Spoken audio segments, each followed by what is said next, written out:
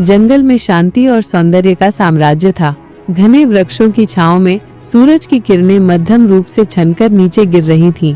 हर दिशा में हरे भरे पौधे, रंग बिरंगे फूल और दूर तक फैली हरियाली जंगल की जीवंतता का प्रतीक थे।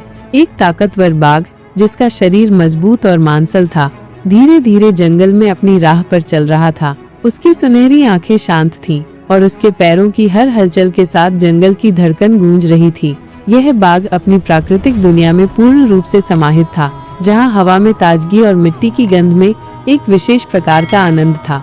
जंगल के मध्य में बाघ एक छोटे से तालाब के पास रुक गया। तालाब की शांति में उसकी परछाई साफ दिखाई दे रही थी। कुछ समय तक वो अपनी परछाई को देखता रहा, मानो अपनी आत्मा के गहरे तारों से जुड़ा हो। उसके आसपास बर्ड्स चहचहा रहे थे और कुछ बंदर झूलते हुए पेड़ों में कूद रहे थे। सब कुछ शांत था, सब कुछ सुंदर था, मगर तभी कुछ हुआ। अचानक बाघ के कानों में किसी के कदमों की आवाज सुनाई दी। यह आवाज अनजान और अजनबी थी। उसकी तीव्र इंद्रियां सचेत हो गईं और वो धीरे धीरे अपनी गर्दन घुमाकर आसपास के वातावरण को परखने लगा। उसने देखा, कुछ दूरी पर एक आदमी चुपके से आ रहा था। उसका हाथ एक तीर और धनुष से लदा हुआ था। बाघ के शरीर में डर का एक हल्का सा झटका दौड़ गया, लेकिन उसने फिर भी अपने डर को काबू करते हुए आगे बढ़ने की कोशिश की।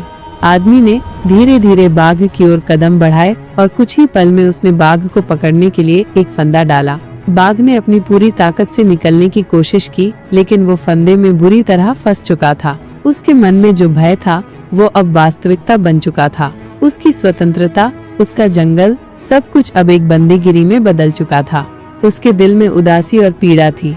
वो जंगल, जहाँ वो राजा था, अब उसकी पहुँच से बाहर था। यह अचानक बदलाव बहुत कष्टप्रद था। उसने कभी सोचा भी नहीं था कि उसे ऐसी स्थिति का सामना करना पड़ेगा।